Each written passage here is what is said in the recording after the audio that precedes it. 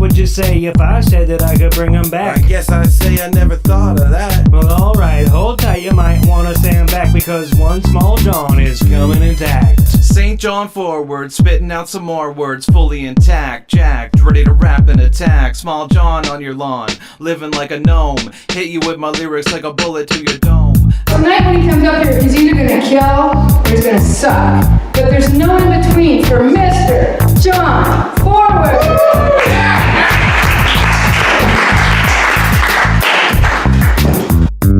Oh, well, I didn't know any of that. Well, that's what I've been trying to say the whole time.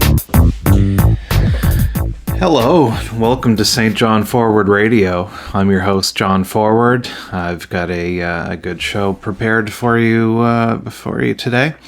Before that, I've got a little bit of a different intro than what I usually do here.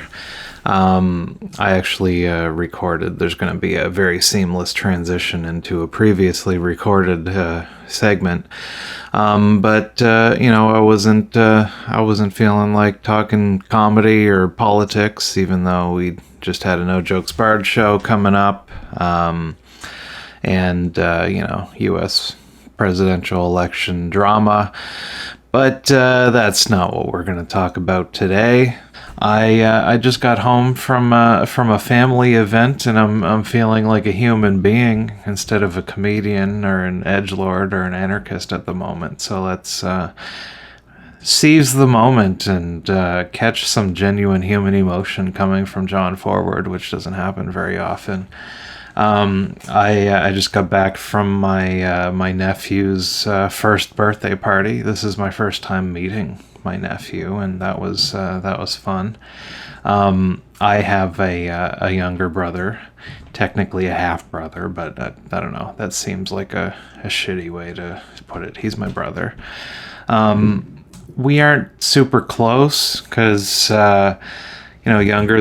There's lots of family drama. I talk about this a little bit in my one-man show, Honey Garlic, which if you want to hear a version, you can do a search for the episode. I released it on the Podbean feed, but my little brother's 13 years younger than me, and my mom put me out of the house when I was in high school, so he was still very young. So there was a few years where I just didn't see him very much because things were tense between me and my mom, and then my mom passed away when I was in university, and my brother went to live with his father, and I still feel guilty that I didn't make more of an effort to kind of connect with him and spend time with him. I also kind of had a weird relationship with his father, which was awkward, and I think that's the main reason I didn't put more of an effort in, because I don't know, it was a weird situation. But now he's a grown ass man with a child of his own. He's got his own life, and I like him as much as, but I don't really know him that well, and I've got kind of some guilt, and I don't know what he thinks about it, and I don't have the nerve to ask. But it was just, it was nice. So he had a baby a year ago. I never met the kid before. Just because, I don't spend a lot of time with my brother. We run into each other on holidays. I'd reached out to him around Christmas just to see if we could get together, meet the baby. But I waited until way late. I think I sent him a message on December 23rd, and it was just busy, and we couldn't work out the logistics. And then for the last 6 months, the world is kind of fallen apart, and it was hard to see much of anybody. So I was happy when he texted me last week to invite me to the birthday party, and my nephew is quite adorable, so it was good to see him. I don't really know how. I don't not like kids. I do like kids. I don't want to have any of my own, but I don't have much practice with them, so I don't really know what to do. And I think also, people project like something on me because I don't have kids. They might assume that I hate kids and they don't want to like impose them on me. But what really got me is my brother's father. I was talking to him. We were sitting at the table, and he'd mentioned how my mom would really like to see this little kid on his birthday, and that just broke me a little bit. I came very close to crying in public. I probably teared up a little bit. I don't think anybody noticed, but just I wasn't even thinking about that. It did not occur to me until that moment that my nephew is also my mother's grandson. That just did not even occur to me. And so anyway, that just got me upset because, you know, she would have liked to have met him, and I don't know, just getting emotional. And you know, I've got a fraught relationship with my dearly departed mother that was never resolved before she passed away. You know, sometimes I think if she was still alive, whether she wanted, I'm sure we would have worked things out. I'm a grown man, and I'm sure we could have had a nice conversation. Things were on the mend when she passed away, but just thinking about she never got to meet her grandson, and I'm not planning on having any. I don't think my sister is either.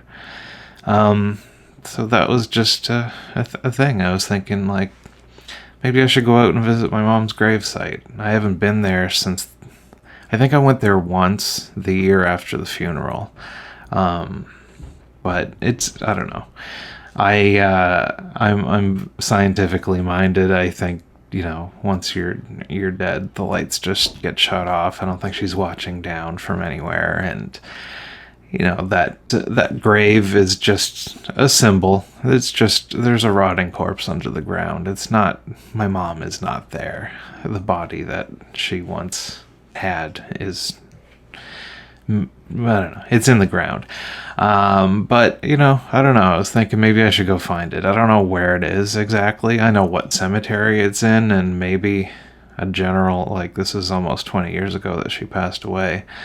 It would take me a while to find the grave. I don't know, maybe there's a way that you can look it up and get GPS coordinates and maybe a phone app or something in the world that we live in. That's probably useful technology that should exist.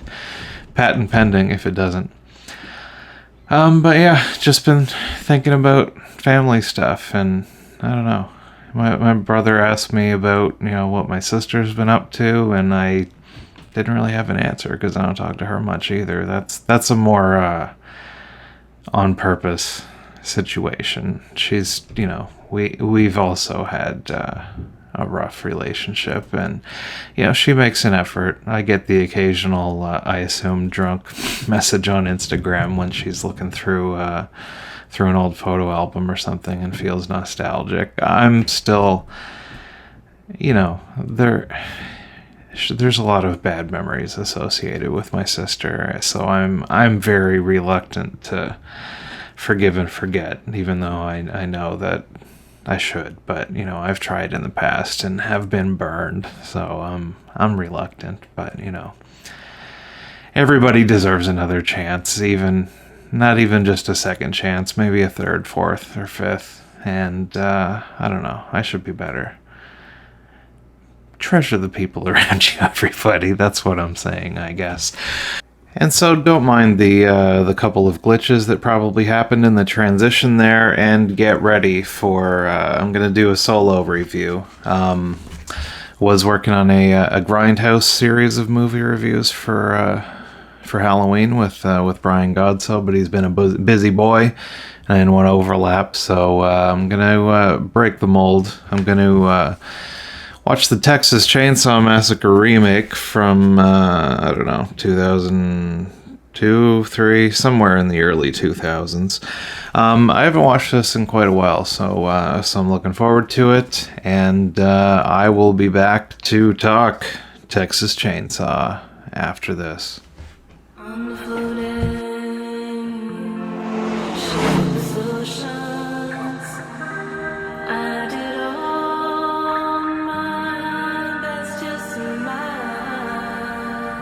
Tell me how much you love me.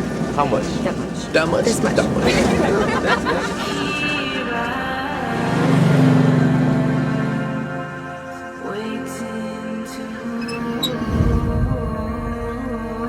Hey, are you okay? They're all dead.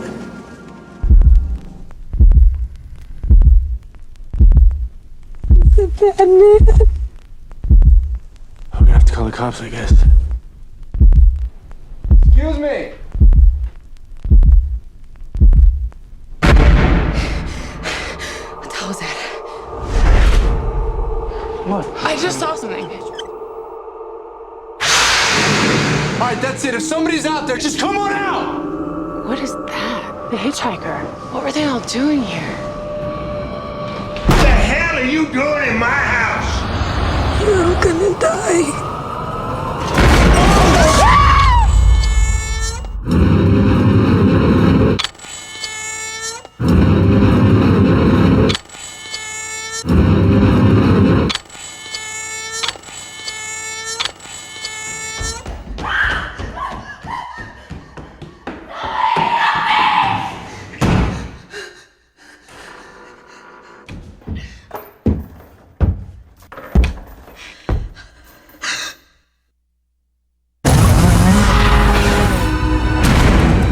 He's killing him! Who's killing who? What's wrong with you people? Oh, my.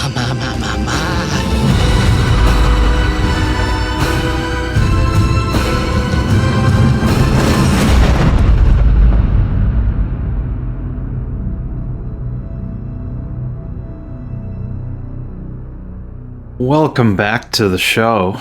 As promised, I just got done watching the Texas Chainsaw Massacre original remake. There's been a bunch of movies made since then. I forgot to actually check the year on this, but I think it's 2003. I'm gonna say this came out in the early 2000s. There was a bit of a renaissance in horror movies. The 90s was not really a great time for it. Scream, which I like and most people do, came out in about 94, I think, and was kind of it was kind of like a very meta, breaking the fourth wall type horror movie. And then as happens with these things, whenever there's one popular movie, then it endlessly gets copied until the whole thing gets run into the ground. So after Scream, we just had lots of super polished kind of teen slashers, only they were pretty toothless because they were all like very commercial endeavors. And then 2001, something like that. I think Freddy vs. Jason came out, and that was pretty big, and that was more of a violent, like horror. Even like violent slasher movies in the 90s, they generally aimed for PG-13. That was so the whole thing was kind of watered down. And then, as I remember it, Freddy vs. Jason seemed like a return to form in having kind of an old style gory horror movie, but with kind of new sensibilities on it. So it still has the kind of polished look, but it's also got a bit more gore than what we got in the 90s. And then the early 2000s, this was, or I guess there's theories that what's going on in the world changes kind of, especially horror movies, I think. 2001, like September 11th happened, and a lot of people say that kind of the torture porn type movies came out about that time, because we were hearing about like Guantanamo Bay and all that kind of stuff. So that generally gets reflected in horror movies. There's also been theories floated that horror movies tend to be better when there's a scary Republican in office. The last couple of years haven't been bad.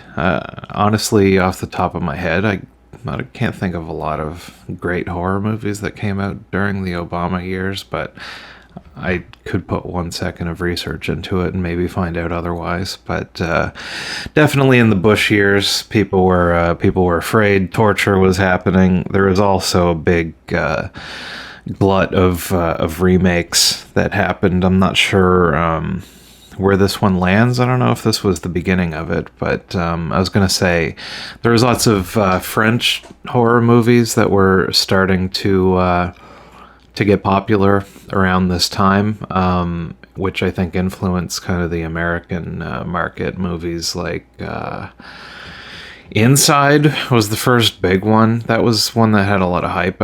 I've only watched it the one time, and I remember being very disappointed, and I didn't like it at all the first time I saw it. But High Tension was another one that came out and was very. This movie has the kind of same visual style to it, and a bit of the same tone. Hills Have Eyes, a remake of the Wes Craven movie, came out around this time. It was probably after this one, but Texas Chainsaw Massacre. This came out. I want to be able to talk about this movie on its own merits, but that's kind of difficult because as I've mentioned before many times, the original Texas Chainsaw Massacre is my favorite movie, and I've got a poster of it right there that you may have seen during different angled episodes of this show. But so having a remake of a movie that I hold very close to my heart seems it's a bad recipe, but I think I remember being excited about it. I remember liking it a lot when I first saw it. I bought the DVD. I was more of a collector back then. I still buy the occasional Blu-ray, mostly just because I like to keep these things around. It's nice to invite somebody over to watch a movie that I have that I like a lot that they've never seen before. So there is something to be said for physical media. This one has it had like a metal plate on the front that was the same as the cover there, that came off with like stickies that existed on a binder or a clipboard type thing that I used all throughout university. I've currently got a little man bag that my dear wife May made for me out of a t-shirt with this same design on it. So we've got this big folding, this very big, we've got this big phallic chainsaw.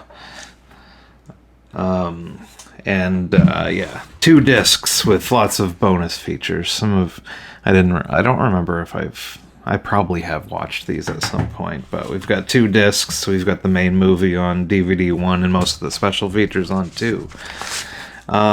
We've got this little envelope, evidence enclosed. It's got blood splatters on it. There's a little red evidence tape sealing the envelope shut. And what do we got in here? We've got some crime scene photos. We've got this chainsaw evidence, and there's like the stained, I don't know if this is picking up on the camera or not, and if you're not on YouTube you don't get to see it anyway. So we've got a chainsaw, we've got a little clarinet case with severed fingers nailed in there. We've got a blurry picture of Leatherface. We've got like a handheld sledgehammer,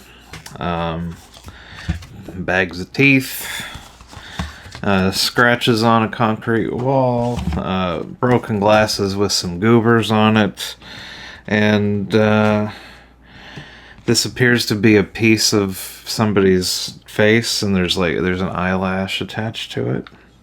Just a little decoration from around the Hewitt house.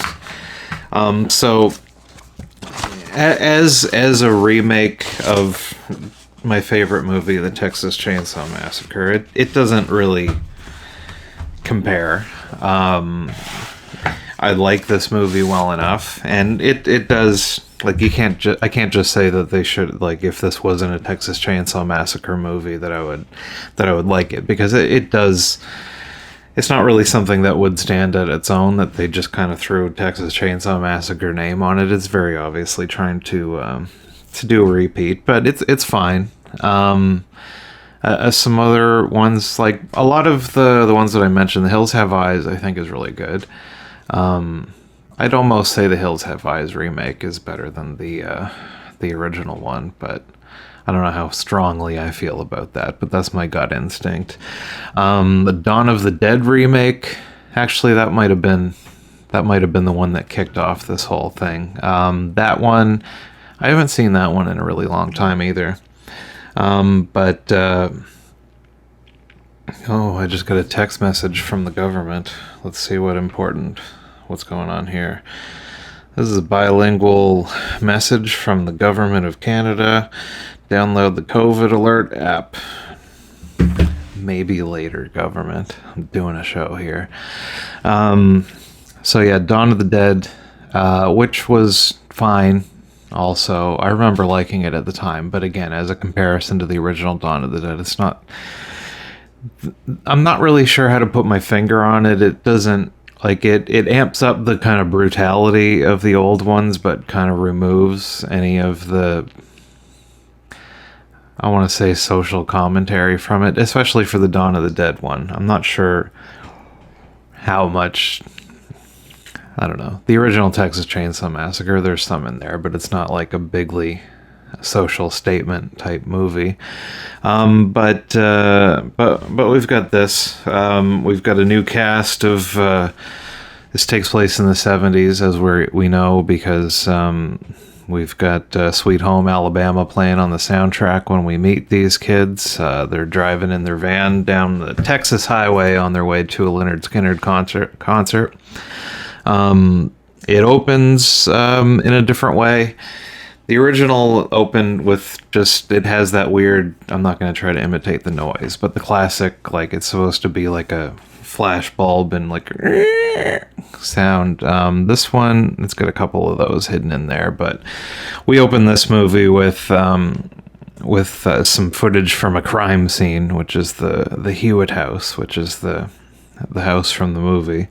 So a bit of a cold open of just grainy police kind of handheld footage of them going through this spooky house as a bit of a teaser for the movie we're about to see. They've got John Larroquette from Night Court reprising his role as the narrator, which is a nice bit of fan service. He gives the classic Texas Chainsaw Massacre opening speech. I feel like I used to think that it was the exact same speech, but I think there's been some stuff added, because he mentions more specific details about this particular case, and like he mentions the Hewitt family, which is, they've changed their last name. I think they were the Sawyers in the original one, although I'm not sure if anybody ever said that out loud. That may have been retconned in part 2.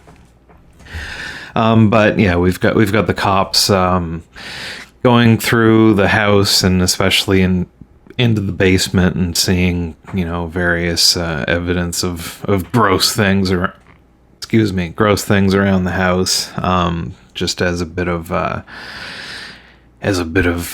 foreshadowing for what's going to happen. And then we cut to our new batch of teens in the van. Most notably, Jessica Biel is I guess the star of this movie.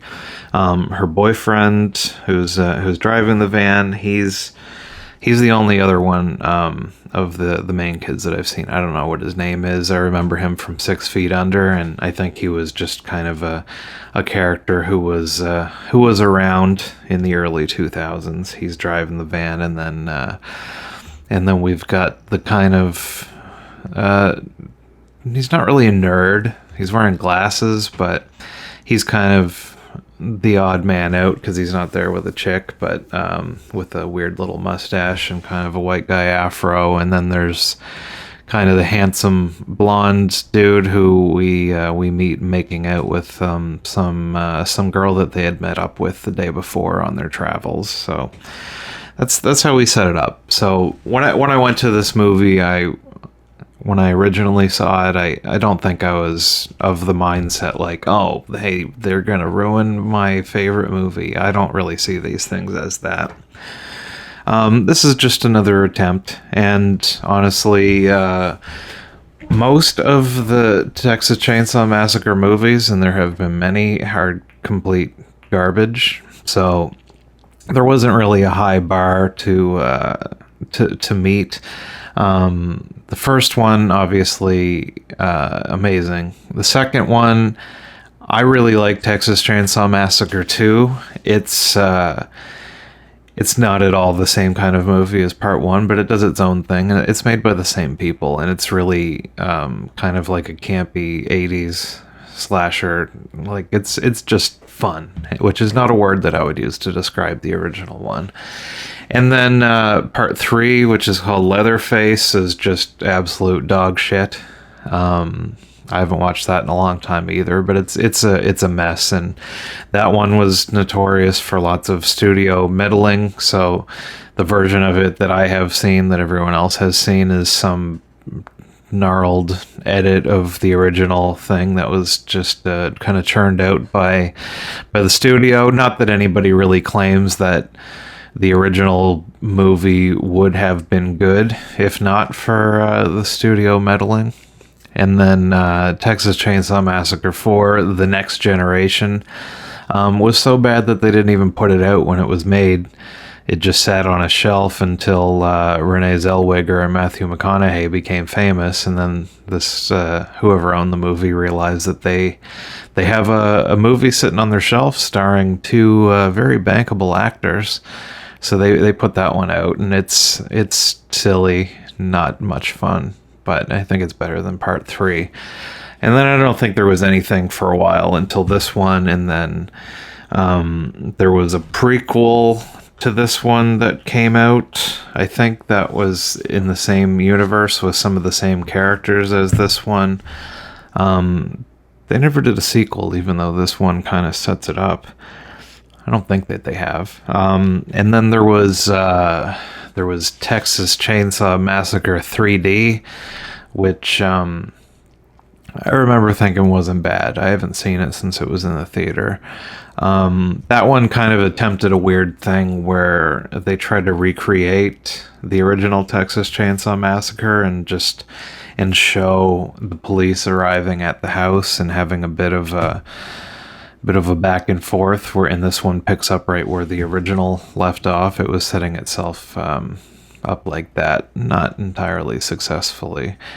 I think that was my introduction to Alexandria Daddario, something like that. Notable hot lady. That's the first time I'd seen her, and I there's probably been some other ones. I've seen them all, but not a lot of them made an impact. So overall, this one I will place as my third favorite Texas Chainsaw Massacre movie. So the original, and the original part 2, and then this remake. I don't know how I feel about the intro with the police footage. I definitely don't like how they bring it back together. There's a lot of over-explaining in this movie, where I feel like a lot of the success of the original is just in stuff happening on the screen, or just passing by just all of the weird bone decorations and stuff that they have in the house without really much comment. This one's more just, it's got all that stuff, but it's removed all of the subtlety from it, and it's really like in your face, and like they're zooming in on stuff, like even silly stuff like the just having the open clarinet case on hand with like chopped off fingers on the upper part of the case. It looks a lot more like set decoration than just stumbling in upon a household of insane body part hoarders, I guess. Like, this feels like somebody was like, what would make this room look scary? Which, I don't know. The original Texas Chainsaw Massacre, they didn't seem to be trying so hard to be frightening. Which we'll come back to that. That's a big reason why this one's fails kind of tonally of capturing the spirit of the original one. Community boy. You can put whatever slant on it you like, but if you want to say your name and that you're listening to 107.3 local FM. Community boy. We've got our carload of teens on their way to the Lynyrd Skynyrd concert, and it came out. There's just through exposition we find out that they had just come back from Mexico, and they were down there partying. Jessica Biel is kind of the nagging scold girlfriend trope of the movie. She makes some sort of passive aggressive comment about how she didn't go to Mexico to watch her boyfriend get fucked up for 4 days or something like that. And the boyfriend's like, well, that's what people do in Mexico. And it turns out that they went down there and they bought 2 pounds of weed, which is a big plot point. They smuggled 2 pounds of weed out of Mexico inside of a piñata, which is, I guess, probably easier to do in the 70s than it is in this post 9/11 won't let you smuggle weed world. It is an interesting look into back when it was full on illegal. Because it comes up a lot. So first off, somebody let slip that they have 2 pounds of weed because Jessica Biel is kind of being a jerk and throws their joint out the window just for no good reason. And one guy's like, hey, it's not like we don't have 2 pounds. And Jessica Biel's like, what do you mean 2 pounds? And everybody's like, oh, he's just stoned. Don't pay attention to him. And so there's this big, Chekhov's blunt joint. I don't know. I'm looking for an expression to coin, but I have failed. And then there is a hitchhiker, which again, famous scene from the original is the hitchhiker, the crazy guy jumping in the van, and he's got like a weird birthmark across his face, and he is just nuts. And I'm glad that they didn't try to repeat that, because I feel like doing that same kind of a crazy menacing hitchhiker scene would have failed, just because that whole scene is just lightning in a bottle, and I don't think anybody else could repeat it. Bill Moseley, who plays Chop Top in the second one, is essentially playing a very similar type character, only way more over the top. But it fit the tone of that movie better, but without copying it necessarily. But this one instead, they just they're driving down the road, and there's just a sad young girl around their age just walking down the street very slowly. They almost hit her with the van, and they pull over to see what's going on, and she's just kind of shell-shocked and gets in the van, and everybody's just kind of sitting around waiting for her to say what her problem is, and she's just muttering incoherently. She started saying something about they're all dead, and so she's just completely out of it and not communicating. And then the van she starts seeing signs for this like gas station barbecue place. Another ominous. Anybody who's familiar with the original one knows what's coming. And she panics and freaks out a bit and tries to get them to stop the van, because I don't want to go back there.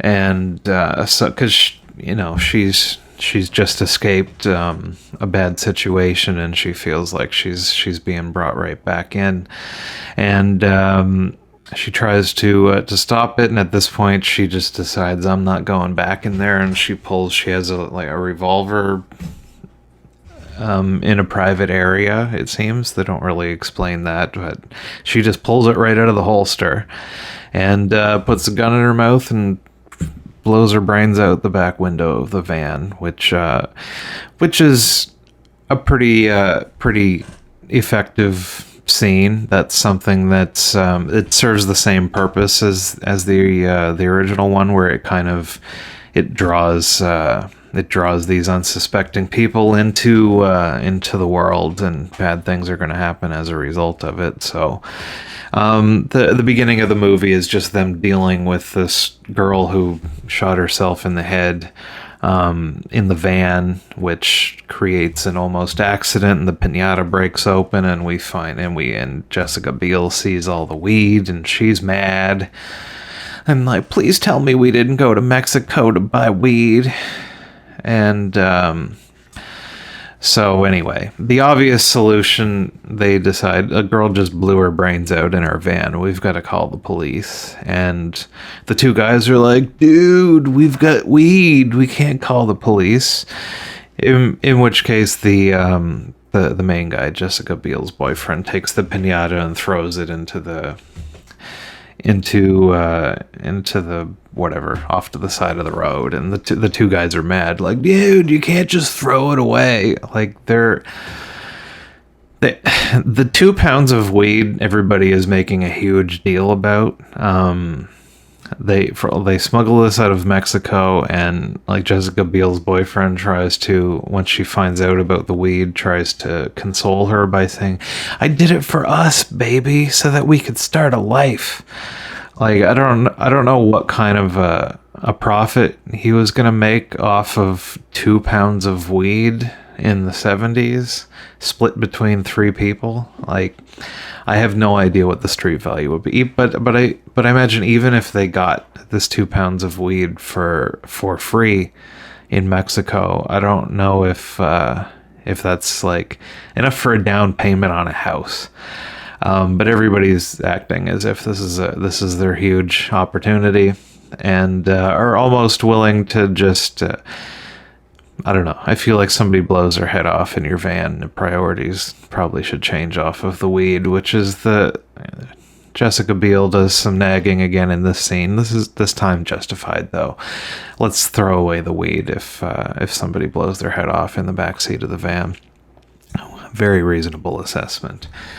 But then, so they're in this small town. They don't know. They pull into to the barbecue / butcher shop / gas station and try to get a hold of the sheriff to come. And it's just weird redneck stuff ensues where, you're not really sure who's in on it and who's not. I'm not sure how much of a surprise it is whenever any of these very menacing rednecks are revealed to be part of the bad family when I first watched it, but this time it's just the people in the original Texas Chainsaw Massacre, even the hitchhiker, as crazy as he looks, and the main chef, the guy that works at the gas station, like there definitely is menace to them, but it's not so over the top that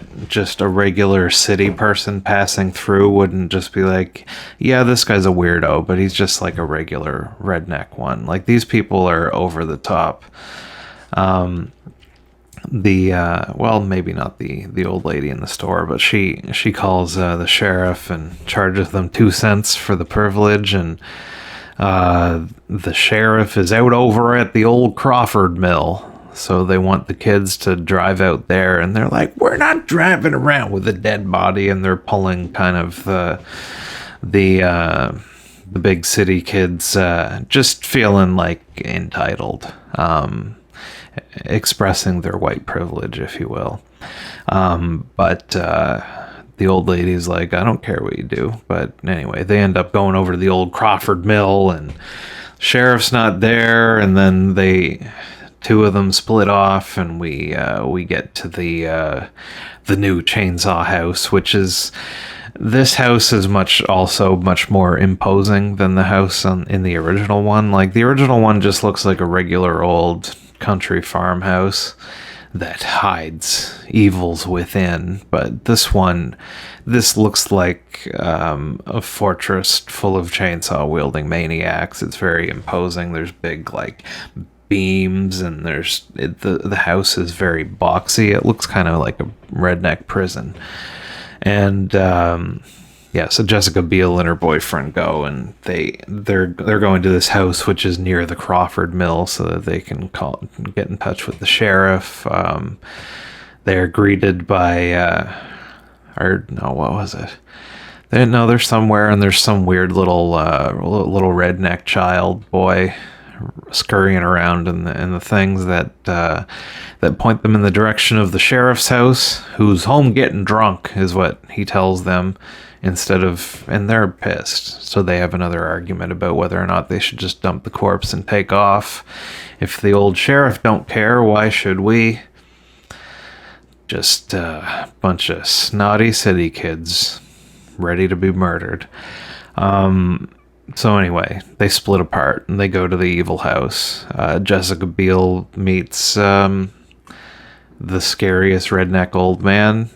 He's got no legs. He's got open stumps, and there's a ratty, rabies infested snarling dog sitting in his lap. He lets Jessica Biel go into to use the phone and call the sheriff while the boyfriend stays outside. This is something that this feels like a plot hole. Because they're at the old Crawford Mill waiting for the sheriff, but then Jessica Biel is in the chainsaw house and calls. We don't know who's actually on the other end of the phone, but she's talking to the sheriff, who says that he'll be there in 30 minutes. And then we cut back over to the other friends at the barn, and Sheriff Arlie Emery, most famously from Full Metal Jacket. He was the scary drill sergeant, and here he's the scary sheriff. But he arrives at the same time that Jessica Biel is on the phone with the sheriff, who says that he'll be there in 30 minutes. I feel like this might have been a kind of a fumbled opportunity to convince us that this man with cut off legs is not working with the sheriff somehow. So they're setting up that Arlie Emery is not really the sheriff. But then we find out later on that pretty much everybody that we've met in this town are in the family, and including the old man especially, who's kind of Leatherface's keeper.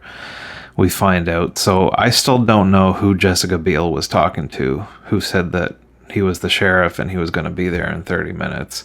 Like it felt like they were trying to play it up that there was an actual sheriff and Arlie Emery was just pretending to be him, but that doesn't really make any sense. So anyway, Arlie Emery shows up and he does his thing. He's very menacing, and he's being very insensitive about the dead girl, and telling these kids what's what, and he gets them to start wrapping her up in saran wrap, and he cops a feel and makes some inappropriate comments about the dead girl and how pretty she was.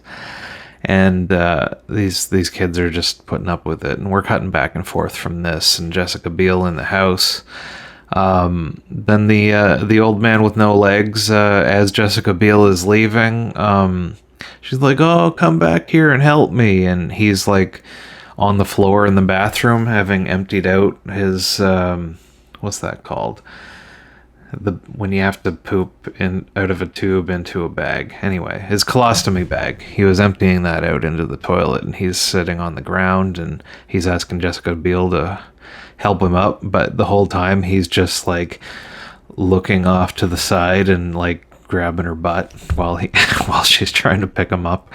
While this is all happening, Jessica Biel's boyfriend comes into the house and starts snooping around, and we get Leatherface's introduction to the movie, which is pretty solid and pretty close to what happened in the original one. He just kind of bends down to pick something up and just gets clubbed in the head with with the sledgehammer and dragged down the stairs by Leatherface, and he just slams the big metal door, which is similar to what happens in the original one. But Leatherface in this one looks a lot more monstrous, which somehow makes him less scary. So boyfriend just disappears, and now Jessica Biel's like, where's my boyfriend? And the old man's like, I don't know, but he's not in my house, and kicks her out. She goes back to the van. Sheriff is gone. Friends are there, and the boyfriend isn't there. But wasn't he with you? So we have this whole, well, we can't leave now until we find the boyfriend. And you know, this is where we're splitting up. We're finding out more exposition. We find a jar with pictures of the dead girl and her family, implying that her whole family was captured, and you know, an implication of some backstory, which I don't think is the backstory they did in the prequel, which would have been interesting. Anyway, they get split up.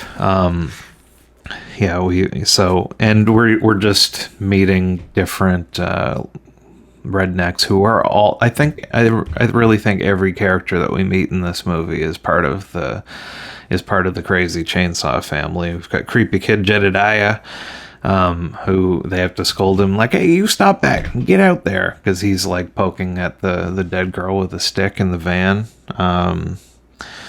Well, we got Arlie Emery.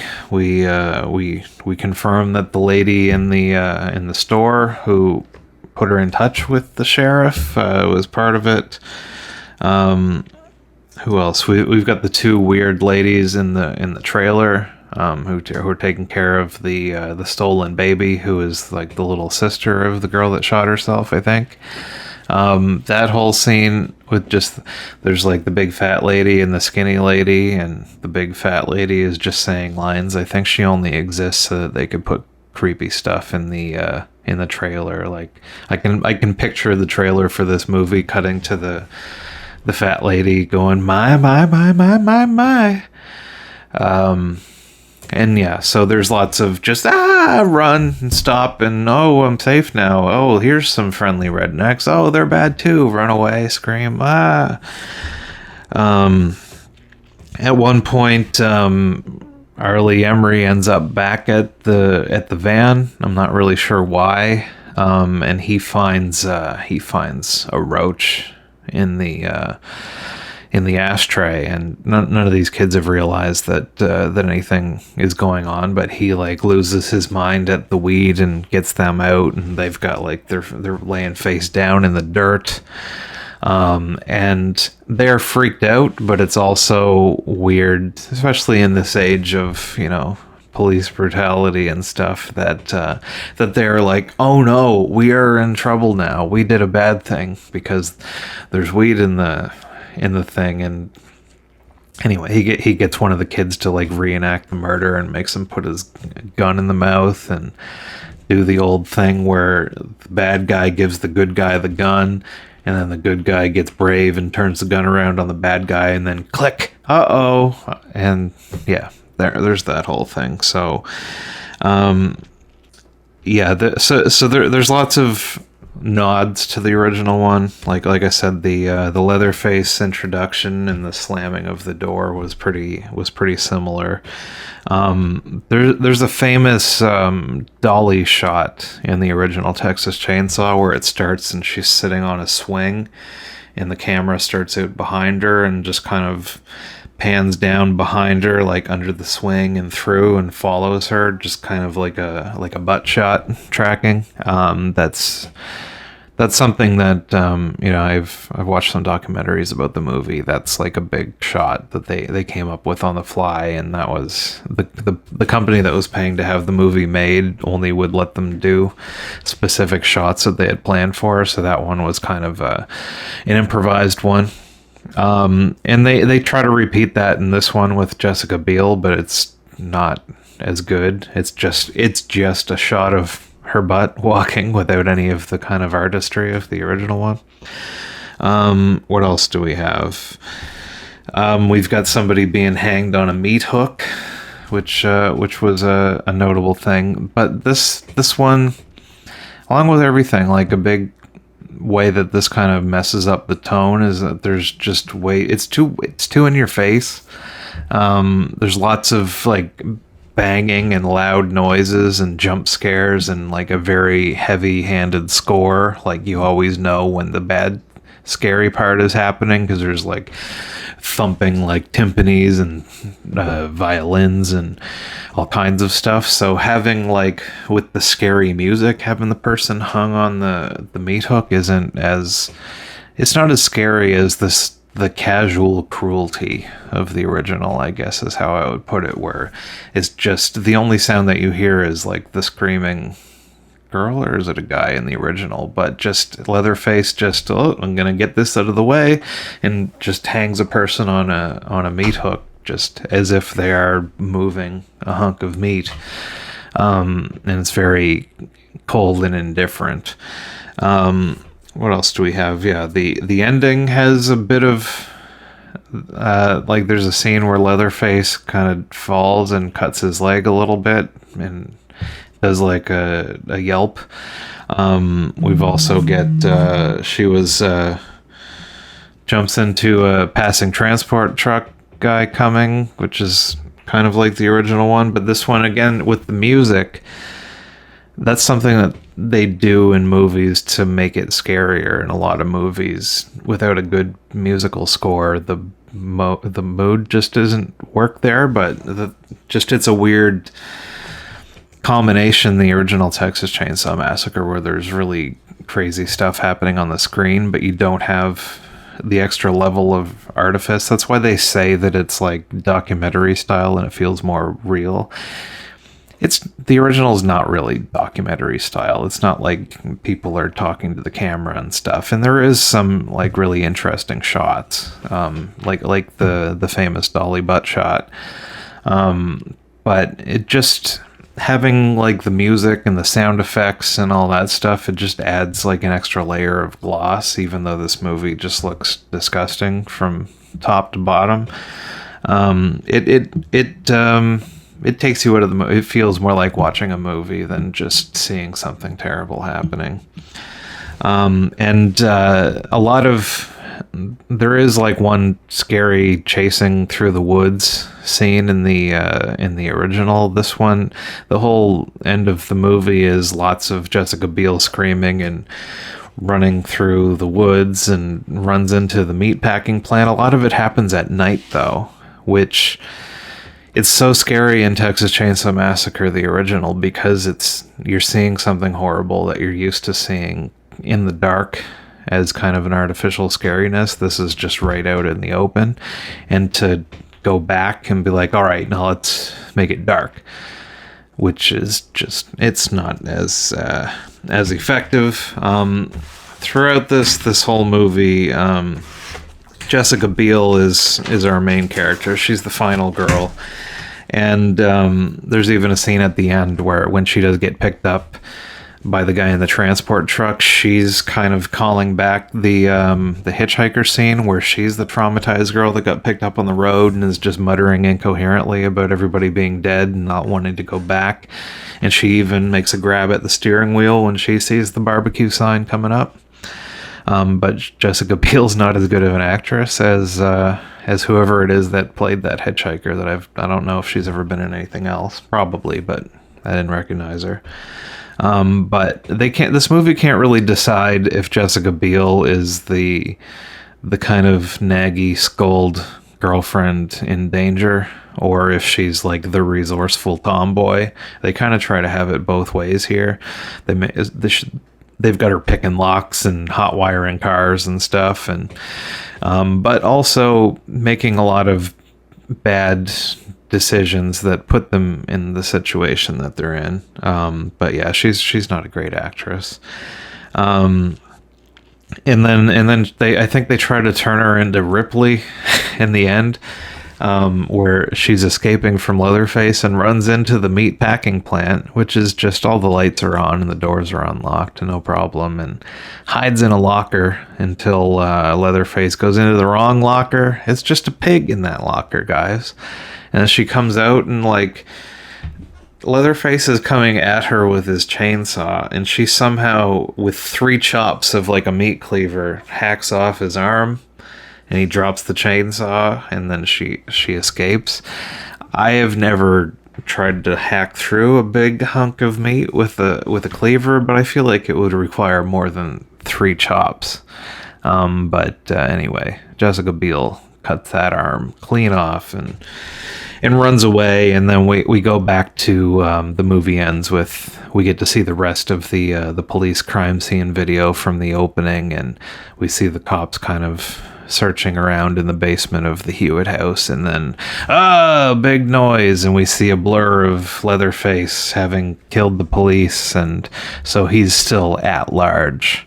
I didn't really like how they kept calling back stuff, like when in the original police crime scene video that they open the movie with, they make a point of, they show like a Mad Magazine poster, and they show scratches on the stairs going down, and like a broken fingernail, and a couple other things that we get to see happen in the movie, which is kind of a silly thing, because I think it's scarier if these are all just, there have been dozens and dozens of people captured and murdered in this house, so it just seems weird that we're specifically seeing stuff that from this particular group of kids. I think it's scarier when it's just, there's a bunch of people that have been there. We kind of, that's implied with the kind of car graveyard that they have. But anyway, Jessica Biel, she yells at him. She says, "You asshole!" I think might be a callback to like Ripley at the end of Aliens saying like, "You bitch," when she's fighting the Queen in the loader. I don't know. So the baby was saved and gets to live a great life in foster care in the 70s. That's the and then John Larroquette comes back and says, "And that was the last time that Thomas Hewitt, the man they call Leatherface, was found." Like, who's calling him Leatherface? Like, Leatherface, I think, it's like Pinhead, where they don't actually call him that in the movie. It's just how he's credited. The original Texas Chainsaw, I don't think anybody calls him Leatherface, and nobody calls him Leatherface in this movie. So that's a weird thing. But anyway, I complained about it a lot, but on its own merits, this is a decent enough movie. It is not scary at all. It doesn't hold up as well as I thought it was going to be. But it's still a fun movie. As far as these remakes go, this is one of the better ones. I think Hills Have Eyes is a bit better. Friday the 13th remake, I think, was made by the same company. I remember thinking that was fine when I saw it, but that's another series where most of the movies are trash anyway. So anyway, Texas Chainsaw Massacre, that's the movie. If you haven't seen it before, it's worth checking out. If you haven't seen the original one, you definitely need to see that one.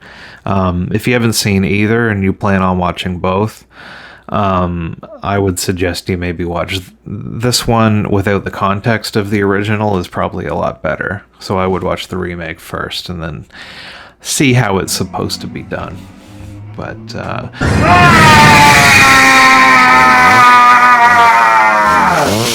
anyway, that was a Texas Chainsaw Massacre remake style jump scare, just to give you a little taste of what you're in for. Anyway, it's definitely worth a watch. I encourage you to check it out, and keep watching or listening to St. John Forward Radio, and find me in all of the places. That's it.